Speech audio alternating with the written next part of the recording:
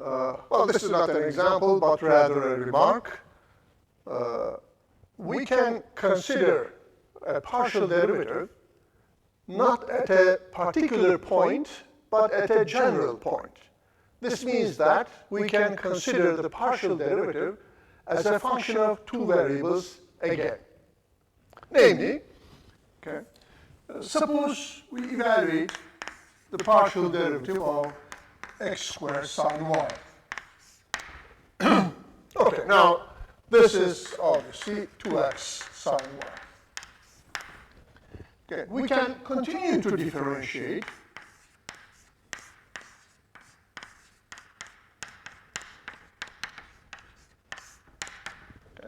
So we differentiate with respect to y now, assuming the other one is constant. So this would be 2x cosine y. Or we could evaluate the derivative with respect to x again. Okay. So it was 2x sine y. Another derivative would be 2 sine y. You see that we can get many different versions, but I want to point out one more thing. That's to say del by del x, del by del y of x squared sine y. Now, this was already calculated. Okay, that, I mean, actually it was not. Anyway, let me calculate that. This would be the derivative with respect to y, and x is constant, so x squared cosine y. Now, with respect to x, that would be 2x cosine y. Now, I want to point out that the second and the fourth calculations gave the same result. This is not a coincidence, but it is not always that way anyway. We will express this as a theorem in a minute. Okay. So we can continue with such higher order derivatives. Now, I want to make a little comment here about notation. Rather, notations for higher order derivatives.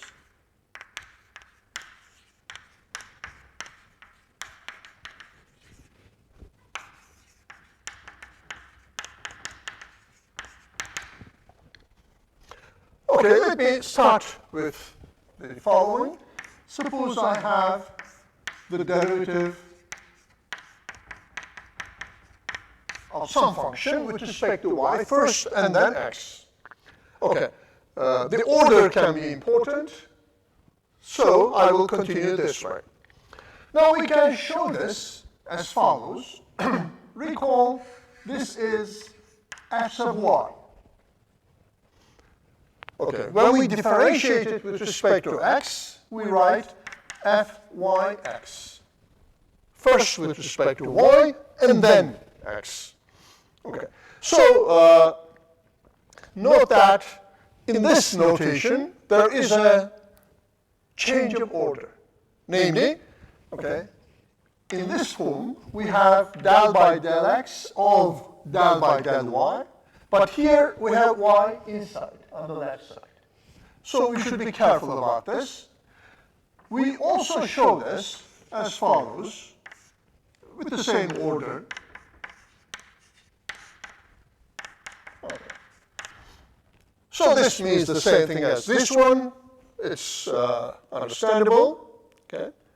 But here we have a change of order.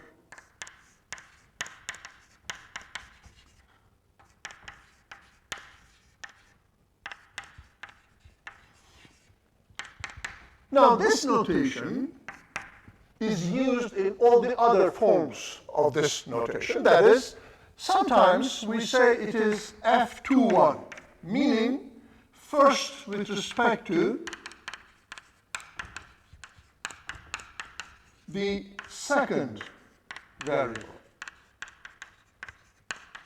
and then with respect to the first variable. Or we sometimes write it as D2 at the same argument, and so on. And finally, okay, we can have even higher order formulations, like, for example, suppose I have the derivative of del y, del x, del x. So I differentiate 3 times. Okay. Well, for short, one writes it as follows. Okay. Or, okay, let me continue with the other formulations. This says you take f, first differentiate with respect to x, and then x, and then y. Or, as I already remarked, it is fxxy. And so on. So the idea in these notations is understood, but the only difference is with this del notation and the others. Here, you start from the left side. You do it first. Here, from the right side. So there is an order change. In the notation, it might be confusing, so we should point out that. Okay, about the equivalence of the 2 second-order partial derivatives, that is, the derivative of that function in upper example up there, with respect to x first and then y, or y first and then x, and they are equal. Okay? This is a result of Clairaut's theorem.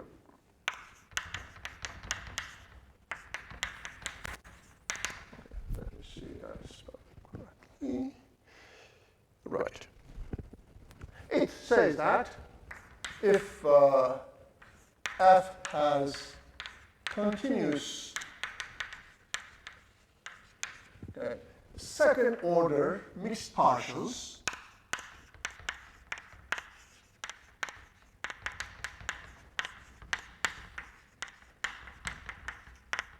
then they are equal. So the order is not important. But for that, you need these to be continuous. Right, and of course one can generalize this. We will not attempt a proof here.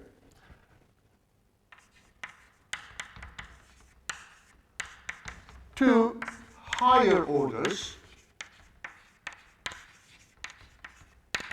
Okay, I will not state the generalized form, but you should understand what kind of hypotheses are needed.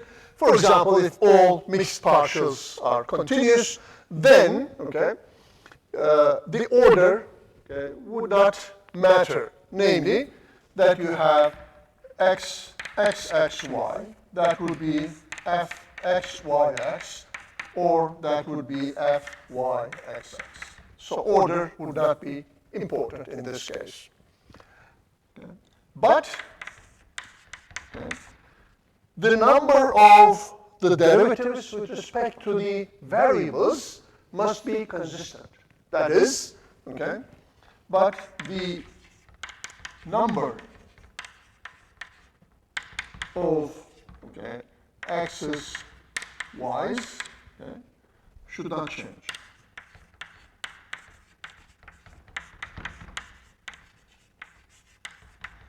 Namely,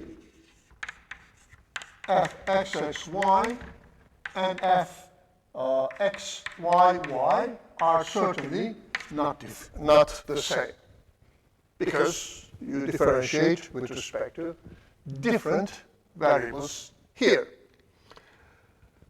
Okay, so under continuity assumption, we have Clairaut's theorem. Now, a remark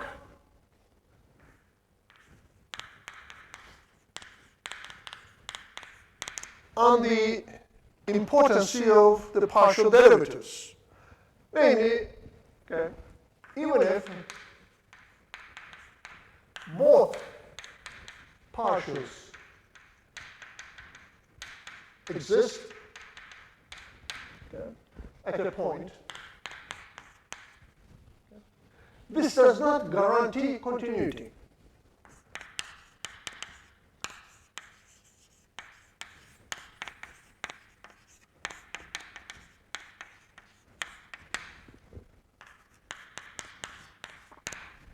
Now, this is a deficiency because from derivatives, from the derivative concept in one variable, we expect that if a function is differentiable, if it has a derivative, well, it must be continuous, of course. But for higher dimensions, that is for fxy, okay, even if both partials exist, this will not be true. A very simple example would be the following.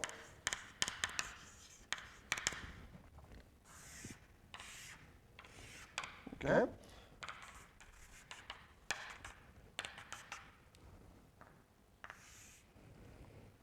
They're supposed to be parallel. So, the following, okay, our function on the xy plane is defined to be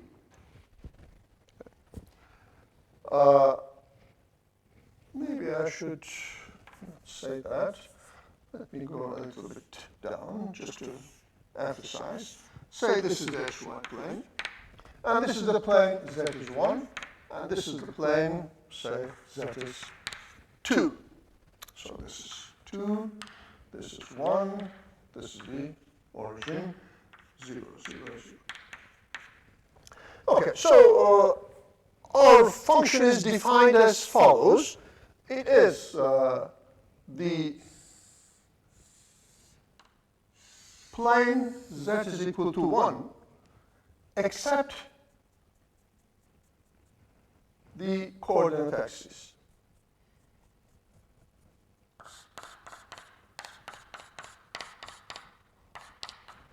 Okay. At the coordinate axis, the function is defined as 2.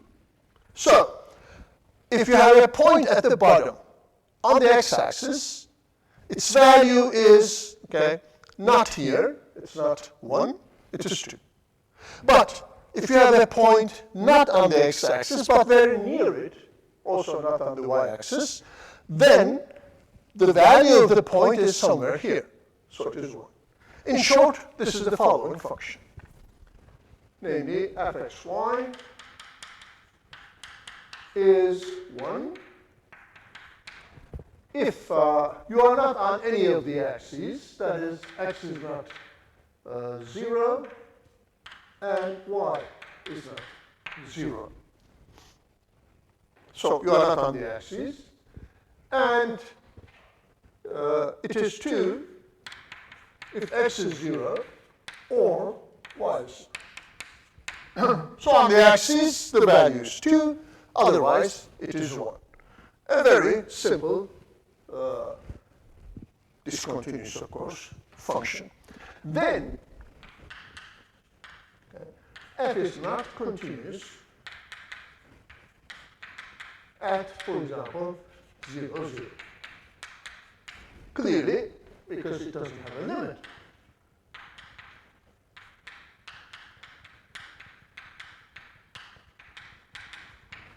Because it doesn't have a limit, sometimes it's 1, sometimes it's 0. Sometimes 1, sometimes 2, for nearby points to 0, 0. We don't have a limit, so it cannot be continuous. But, okay, in calculating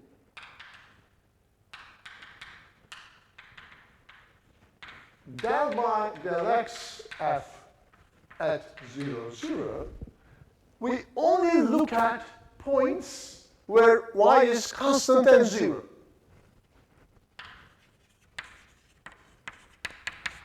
So we consider what happens, okay, above, okay, the x-axis. it's a one-dimensional limit, and the function on above the x-axis is constantly 2. So, del by del x f 0, 0 is the derivative of 2, which is 0. That's, of course, 0, 0. So it exists. Similarly, del by del y f at 0, 0 is again 2, so it is 0 again. So in this example, we have partial derivatives at 0, 0, but the function does not even have a limit there. So it cannot be continuous.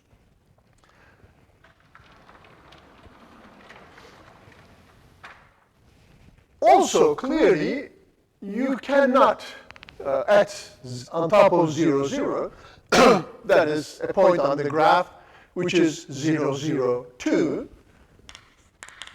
So also at the point 0, 0, 2, okay, according to our common sense for a tangent plane, we did not define it yet, but more or less we have some geometric idea.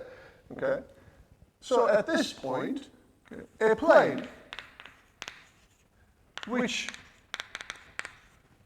we could call a tangent plane, okay, does not exist. So any plane you pass through 0, 0, 2, okay, would be well above z equal to 1. Okay. So it will violate all of our common sense about a tangent plane if we think of it as a generalization of a tangent line, as in one dimension. Well, all these considerations tell us that the partial derivatives do not fulfill their duty to serve as a derivative. Okay. So, to find some notion, okay, which gives us continuity, which gives us, well, whatever we can call a tangent plane, we need to strengthen this definition of the derivative. So, to get these results, let me say expected results, like continuity and so on, consequences from derivative, okay, we need a stronger derivative concept.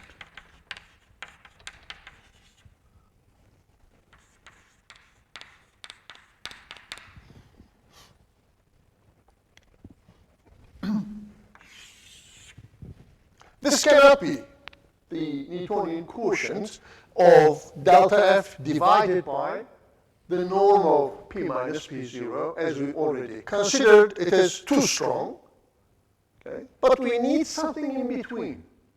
We have to look more geometrically, actually. Well, this brings us to a very important topic. This is the differential.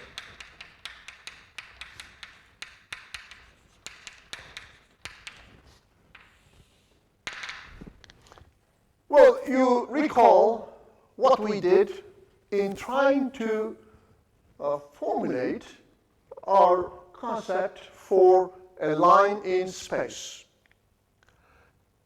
The starting point, a line in plane, which had a point and a slope, did not carry over to 3 dimensions. It was insufficient.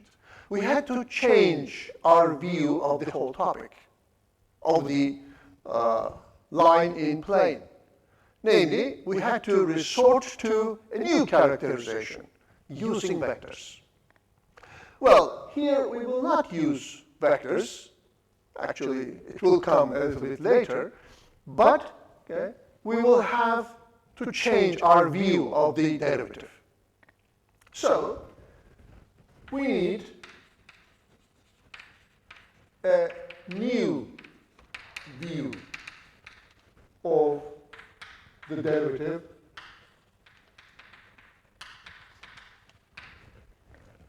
for a function of one variable.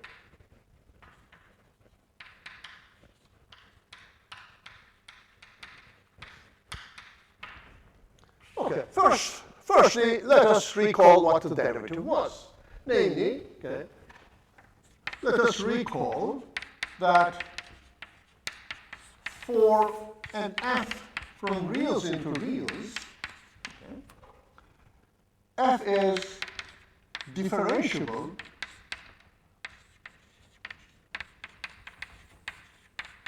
that means has a derivative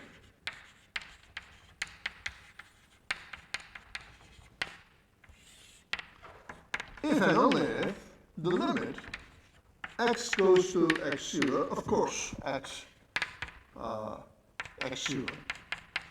Okay.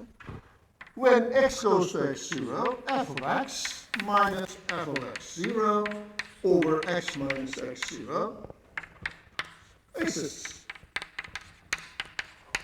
Okay. Well, in one variable, which we show by f prime x0, as you all remember from 119. Now let us look at this, from a different point of view. Let us put L to the left side. Equivalently,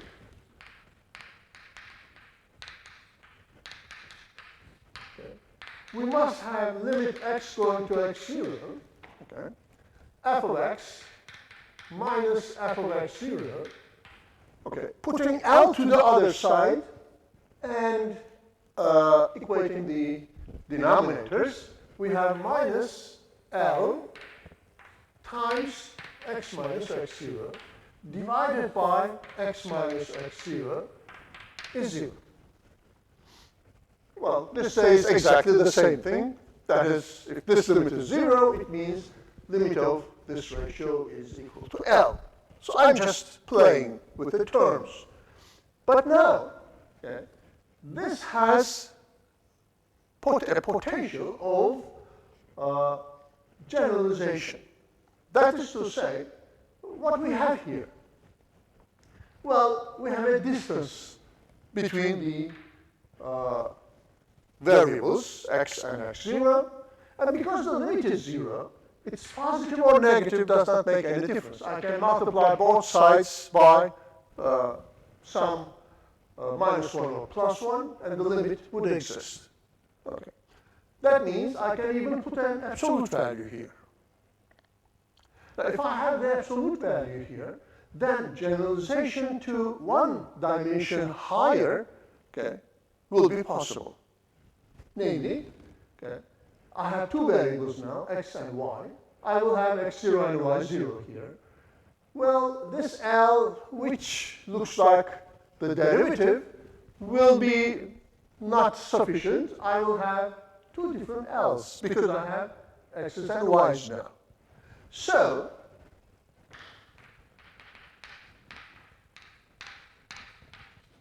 I can generalize to the following. Let me say the first generalization. I will call this the limit form.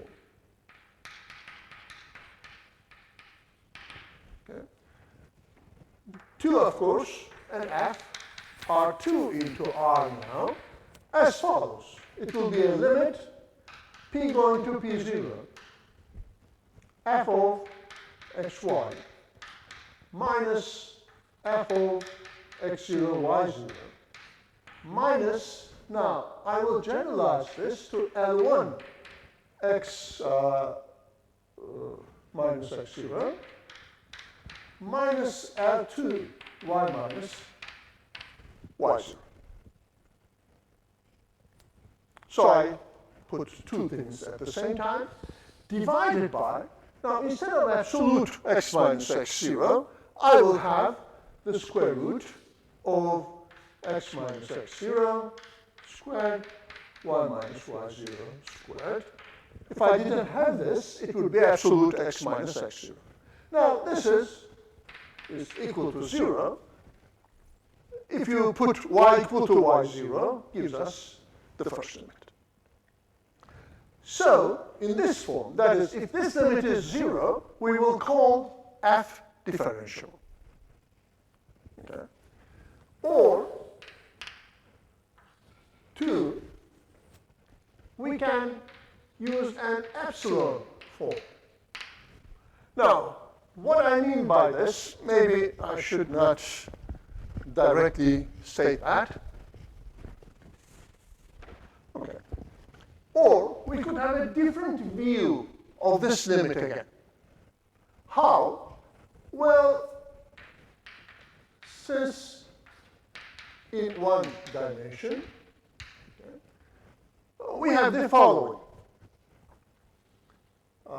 F of x minus f of x0, I'm repeating this formulation, okay, minus L x minus x0 divided by x minus x0.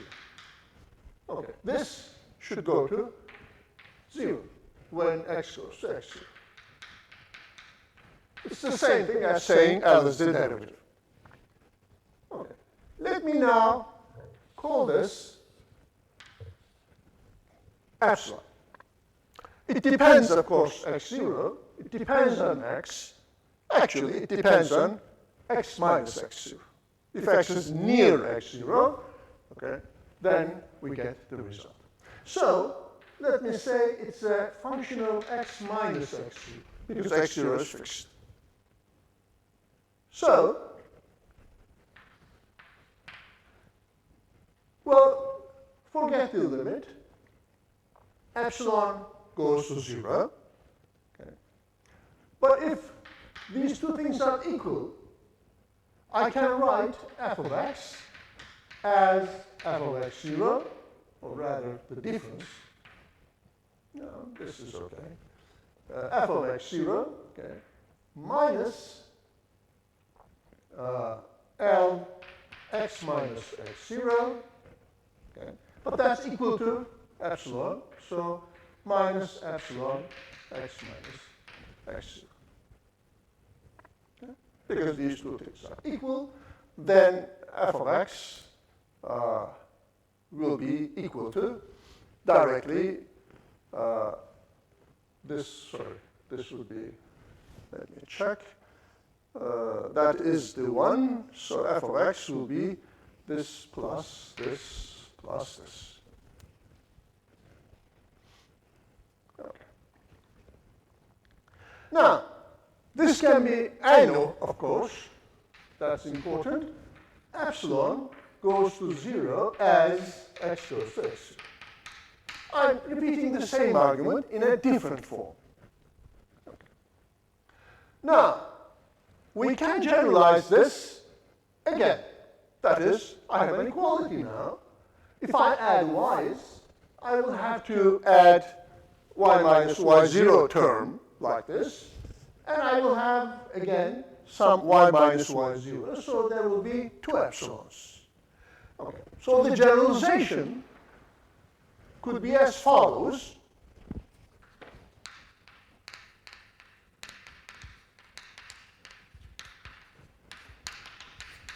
From R2 into R, okay, we have the following. There are numbers L1, L2, such that f of, okay, xy is equal to f of x0, y0, plus, instead of just x minus x0, now I have L1 times x minus x0 L2 times y minus y0 plus, now instead of 1 epsilon, I have 2 epsilons.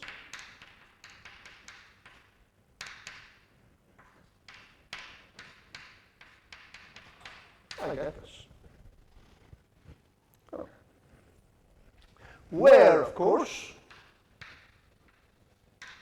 epsilon 1, which is a function now, not of delta x only, but it's a function of delta x and delta y.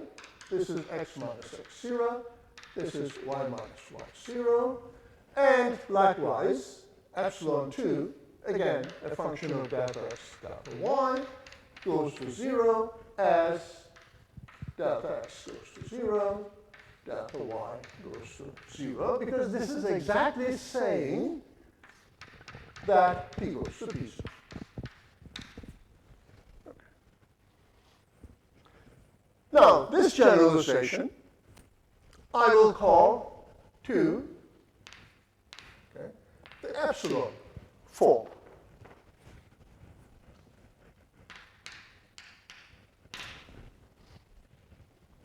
So in the limit form, I was not very precise. Actually, I'm saying there is an L. That is the limit. So there's a limit, and this is 0. Well, in 1 and 2, we have the epsilon form and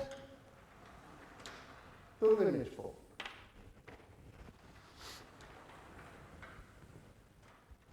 Okay. Now, there are, again, direct generalizations of the derivative in one variable, but they have a complicated form. But they have one advantage. Namely, now the number of variables is not important. For example, if I had a z here as well, all I would do would be add another L3 term times z minus z0 and add another epsilon 3. So generalization is possible to any dimensions here. In some sense, this resembles a vector formulation where dimension was not important. Now, our definition.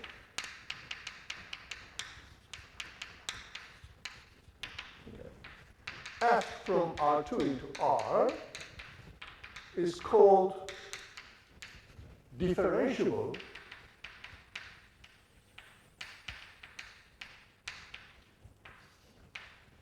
at P0 if 1 or 2 holds. Okay. We will not prove it, but one can do that. Actually, 1 and 2, that is the epsilon and the limit forms, are equivalent.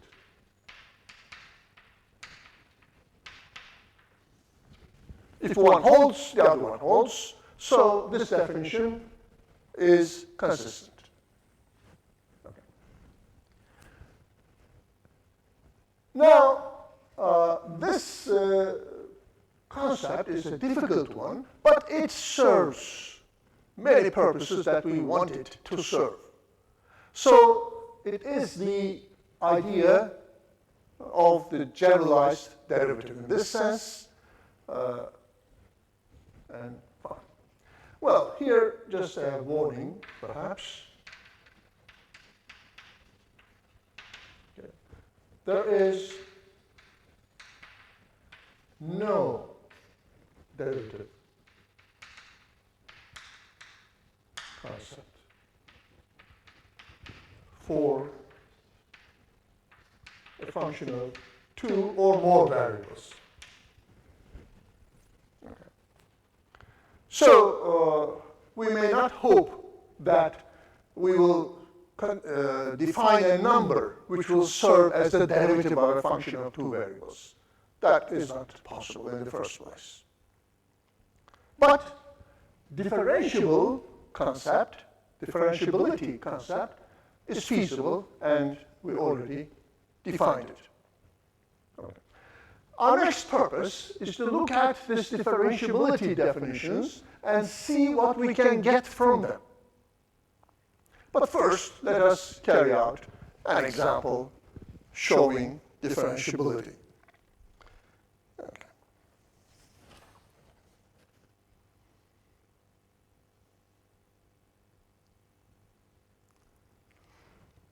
Well,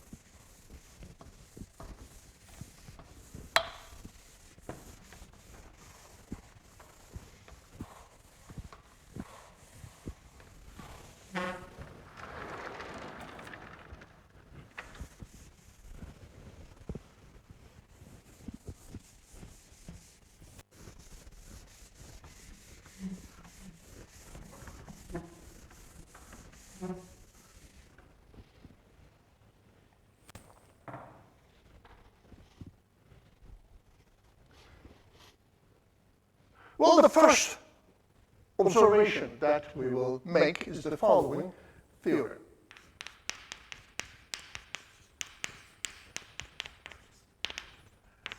If f is differentiable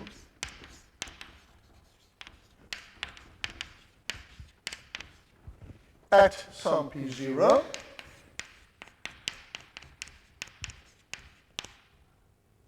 okay, that means either 1 or 2 is valid, okay? Then, firstly, f is continuous at p0. So this fulfills what we expect from it, at least for continuity.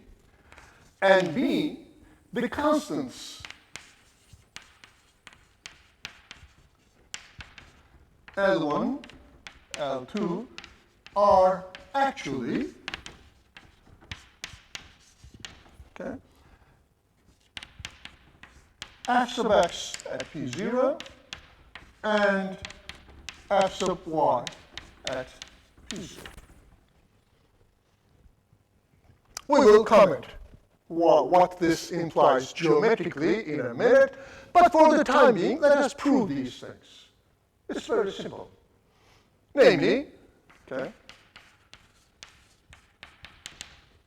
okay, for A, okay, just write down the epsilon form, for instance. Namely, by epsilon form, okay, f of xy is f of x0, y0, okay, plus L1. Okay, let me simply write delta x. It means x minus x0. L2 times delta y. It means y minus y0. Plus epsilon 1 delta x plus epsilon 2 delta y. Now, as p goes to p0, what happens? Well, p goes to p0 means, of course, that the distance between them goes to 0. So, okay, this is equivalent to saying that length of p minus p0 goes to 0, so both delta x goes to 0 and delta y goes to 0. Now, when this happens, of course, this term, constant times delta x, goes to 0. This term goes to 0. Epsilon 1, because of this property, and epsilon 1 property, this goes to 0, and this goes to 0. Similarly, these go to 0. Well, that simply says limit f of p when p goes to p0 is f of p0. So just writing it down tells us it is continuous. For the partial derivatives, let us try just one of them. Namely, let us calculate f sub x at p0. By definition, this is limit x going to x0, f of x y0 minus f of x0 y0 divided by x minus x0. So far, I did nothing. Okay. Now, say we use the epsilon form. This is the limit x going to x0 of, now epsilon form says that this is the same as f of x0 y0 plus L1 x minus x0 plus L2 y minus y0. Let me continue here. L2 y minus y0 plus epsilon 1 times delta x plus epsilon 2 times delta y. Okay. That is this term, okay, minus f of x0 y0. Okay. Divided by x minus x.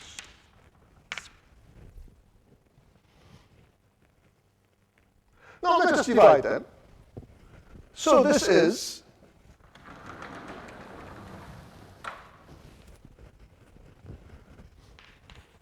limit x going to x0 of, okay, well, clearly these constant terms cancel out in there. So we have L1, okay, x minus x0's cancel, okay, plus L2 times, now y is y0, it's constant in the partial derivative with respect to x, so it is 0 divided by x minus x0, plus epsilon 1 times, well, you cancel x minus x0's, and finally plus epsilon 2, okay, delta y, that is y minus y0, which is 0 divided by x minus x0. So this is what is left. Clearly, if you divide 0 by a number which is not 0, x goes to x0, it's not equal to 0, so this term is 0. Similarly here, this term is 0. So what is left? It's L. So this says the partial derivative with respect to x at p0 is L1. Similarly, okay, L2 is the partial derivative with respect to y. So this finishes the proof of the theorem. You see that everything depends on just writing what differential means. So calculation is very easy. We will return back to these definitions again. Well, a geometric remark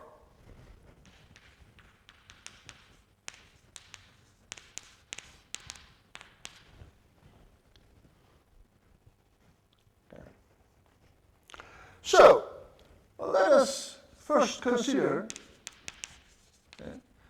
f of x equal to f of x0 plus the derivative times x minus x0 plus epsilon x minus x0. This is differentiability, okay, of a function of one variable. Okay. And of course, as x goes to x0.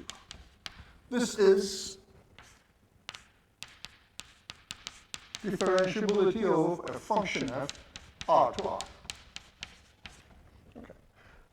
Now, when we look at it more closely, because epsilon goes to 0 if x is near x0, it tells us that f of x is then approximately f of x0 plus the derivative times x minus x0. We recall this, okay, as the tangent line approximation.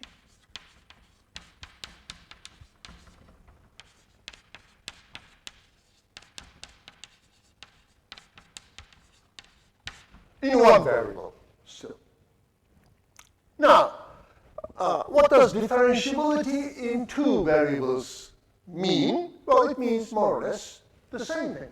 That's to say, okay, now if f is from R2 into R is differentiable at P0, then, okay, f of xy, that is f of P,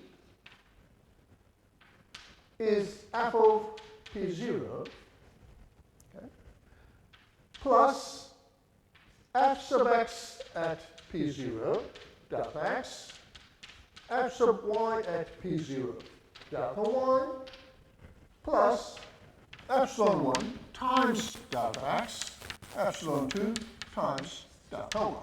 And epsilon 1, epsilon 2 go to 0 as delta x, delta y goes to 0. Now, this is a differentiability expression. Now, if epsilons are small, they go to 0. When delta x, delta y go to 0, then we get the approximation that f of p is approximately f of p0 plus f sub x p0, okay, delta x, plus f sub y at p0 delta y. Okay. This is an approximation. Now, note that it very much looks like this one, which is tangent line approximation. So we can assume that this one is tangent plane approximation in 2 dimensions. So, okay, we do not know it yet, but if z is, okay, the right term here, f of p0 plus fx p0, x minus x0, plus f sub y at p0, y minus y0. Well, it's a plane, clearly. Okay. If you put everything on one side, you get a plane. If this is the tangent plane, which we will see a little bit later that it is, okay? Then we get tangent plane approximation.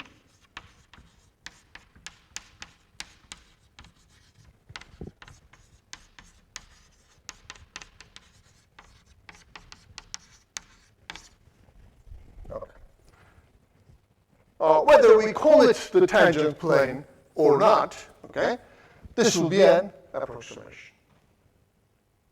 Okay. It can be called a linear approximation or a tangent plane approximation.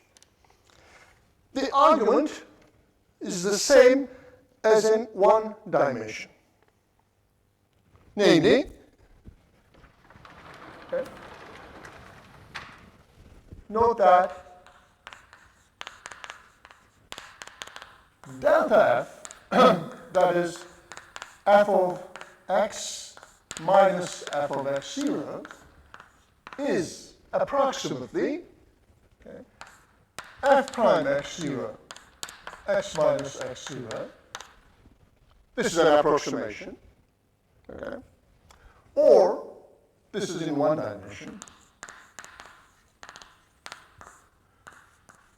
Or delta f, which is f of p minus f of p0, is approximately f sub x at p0, x minus x0, plus f sub y at p0, y minus y0, okay, in two dimensions, are very similar to each other. One is the generalization of the other one. Okay. We call this, or this, okay,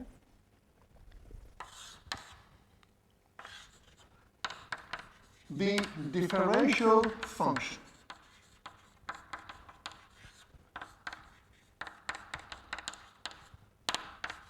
df. Note that it is, of course, a function of x and y, but basically, more important are the differences here. So it's a function of delta x or delta x, delta y, respectively, delta x, delta y. So what we are doing in linear approximation is that we say delta f is roughly df. That is an approximation, in case we have differentiability of the function. Okay. Well, as a short example, let us consider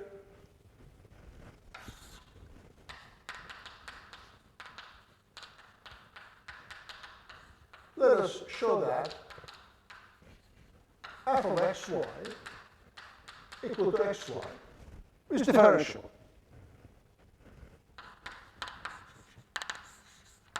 Everywhere. Okay, to show this, say we use limit form. That means the following, okay? We look at f of xy minus f of x0, y0, okay? Minus f sub x at p0 times delta x minus f sub y at p0 times delta y, and we divide the whole thing by the length of p minus p0, and show that it goes to 0. This was the limit form of the differential. Let us calculate everything, and we will see that indeed it is true.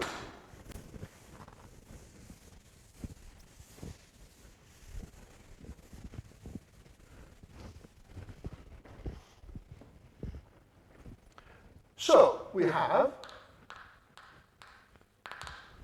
okay, f of xy minus x0, y0, well, I'm just copying, minus, now f sub x is y. At p0, it is y0 times x minus x0 minus f sub y at p0, which is x, so it is x0 y minus y0, and that's all. Yeah? And we divide this by the root of x minus x0 squared y minus y0 squared. Now, you can easily observe that x0, y0s cancel out. I will not go into that calculation. this is directly x minus x0, y minus y0, divided by, I mean, if you carry out this algebra, you get this. Okay. Now, what do we want to show? Well, if delta x, delta y goes to 0, this ratio will go to 0. This is, of course, delta x, delta y, divided by delta x squared, delta y squared under the root. Now, does this go to 0 if delta x and delta y goes to 0? Well, we can show this limit, okay, by squeezing theorem. That is, let me look at delta x, delta y, divided by root delta x squared, delta y squared. It's positive. And of course, this is less than 1, so it's less than absolute delta y. So, squeezing tells me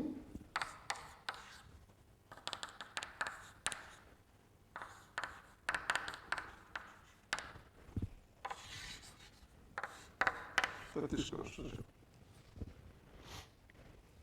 Well, this, according to the epsilon definition, sorry, limit definition of differentiability, says that this is a differentiable function.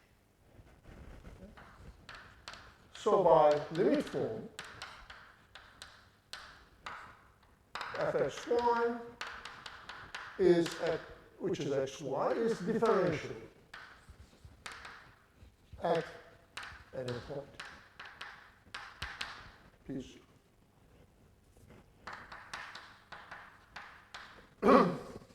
Well, showing differentiability is not that simple for all functions. So we have some troubles with them. But at any rate, let me make, okay, one more consequence. Let me check that. And after that, I will have a good summary of what we did so far.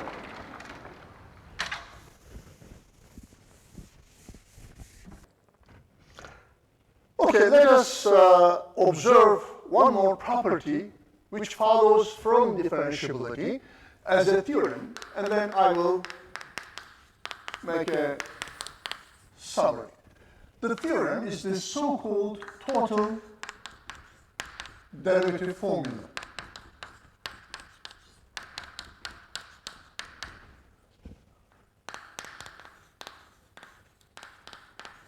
Or the chain.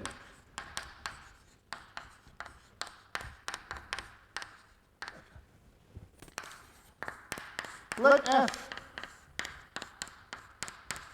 be differentiable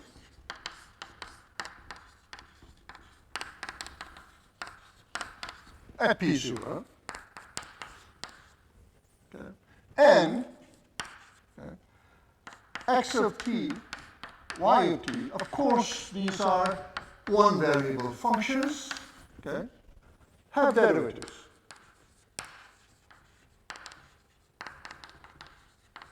Okay. Then, if I put these inside my function, hence I have a chain, okay, then I will have a function of one variable. Just t appears. So I can differentiate that directly. Now this is, okay, the partial derivative at p0.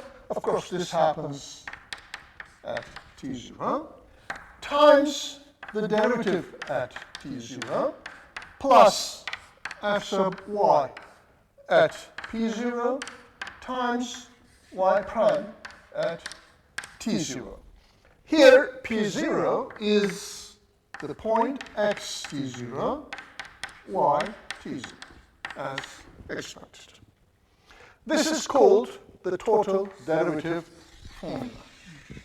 It's a very useful formula, okay, as we will see when we use the chain rule. Well, why is that true? Well, we can prove it directly. Okay.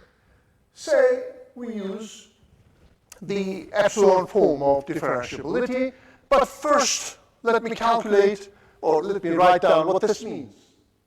This derivative, of course, d by dt, f of x of t, y of t, okay, at t0, is precisely the derivative definition, namely t goes to t0, okay, of f of x of t, y of t, minus f of x of t0, y of t0, divided by t minus t0, as we all know. Now, let us use the epsilon form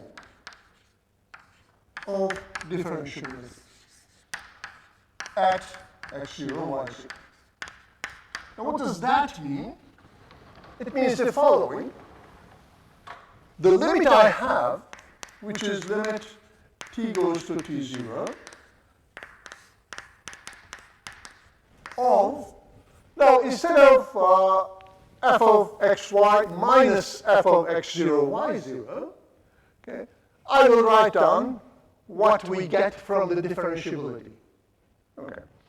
It is the partial derivative at p0 times delta x plus f sub y at p0 times delta y plus epsilon 1 delta x delta y times delta x plus epsilon 2 delta x delta y times delta y. Okay. The differentiability formula, the epsilon form, says this long thing is true, and epsilon 1, epsilon 2 go to 0 as delta x delta y goes to 0, 0. So this is all we get from differentiability. Now let us go step by step. Delta x is x minus x0, which is of course x of t minus, okay, x of t0. Similarly, here we have y of t minus y of t0. Similarly, for delta x and delta y, we have the same things. So, this happens to be, firstly, f sub x at p0 has nothing to do with t. It's the partial derivative of f with respect to its first variable x. There's no t in it. It's a constant. So this is f sub x at p0 times, now delta x divided by this under the limit. So it's limit t goes to t0, x of t, x of t0 over t minus t0. Plus, the same thing happens here, f sub y at p0 times the limit t goes to t0, y of t, y of t0 over t minus t0. Plus, now we take limits here. Okay, let me just write it as follows. T goes to t0, okay, epsilon 1 times delta x, epsilon 2 times delta y. Now, when t goes to t0, this means, of course, that delta t goes to 0, or if you want, okay, then x of t goes to x of t0. Why? Because x is a continuous function. It is differentiable. And y of t goes to y of t0, both by continuity, because t goes to t0. But this says that delta x goes to 0, delta y goes to 0, because delta x is the difference. Okay. So what do we have? Delta x and delta y go to 0 when t goes to t0. So it follows that epsilon 1, epsilon 2 go to 0. Well, delta x already goes to 0. So this limit is directly, let me rewrite everything. This limit, of course, is x prime t0. And this is fy p0 times y prime t0 plus, this is 0 times 0 times plus, etc., etc. So we are done. So this is the total derivative formula. So what do we get? As a summary, okay, let us start with f is differentiable at a point. Then, okay, we already know that the constants are the partial derivatives, well, which means there are partial derivatives. So f sub x at p0, f sub y at p0 exist. So differentiability is stronger than these partial derivatives. Well, it tells us something else. It tells us that f is continuous at p0, which is good. That's something we want. Well, it tells us something else. It tells us that tangent line approximation can be generalized to tangent plane approximation. That is, linear approximation, okay, makes sense. Okay, what does it mean? Namely, error, which is epsilon 1 delta x, epsilon 2 delta y, goes to 0. So we can use linear approximation. Okay, we can also call it tangent plane approximation, but we did not define it yet, so I'm not saying it. Well, there's a fourth property, which is very nice. That is, chain rule is possible. Namely, total derivative formula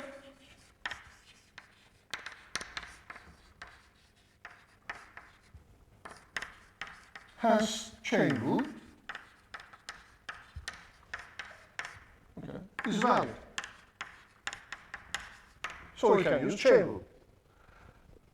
Well, so this summary says that differentiability is an extremely nice thing. Okay? It guarantees partial derivatives, continuity, linear approximation, total derivative formula. All of these come from differentiability in one variable as well as in two variables. So it is important that we can show f is differentiable at some point. To show it, so far, we have two equivalent definitions, the epsilon form and the limit form. Well, even they can be quite difficult to prove if you have complicated functions. But there is a very nice way of showing differentiability, namely a sufficient condition for differentiability. Okay. I will state that here. There is a practical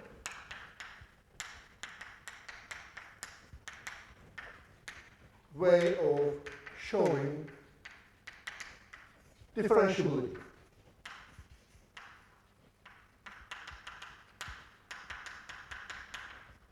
That's the following here. Sometimes called the fundamental lemma. You recall this adjective from Calculus 1, namely the fundamental theorem of calculus.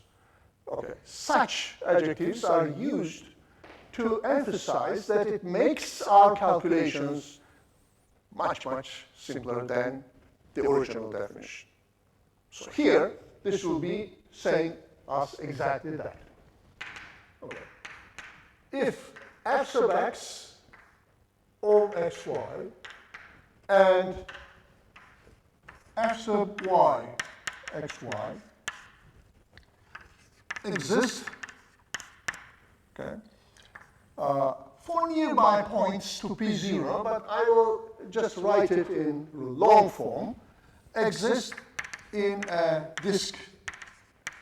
Okay. Disk means a circle, but with inside, not only the boundary, okay, about P0, and okay, they are continuous at P0, then okay, at this declaration.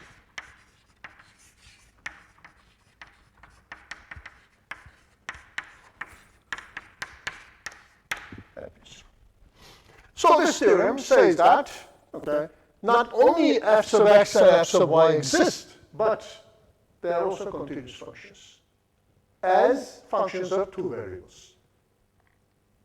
Now this is very easy to check for elementary functions, so you don't have to work a lot about it.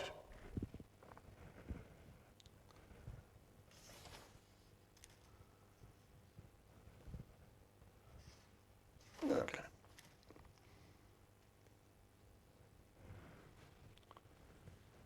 Put it into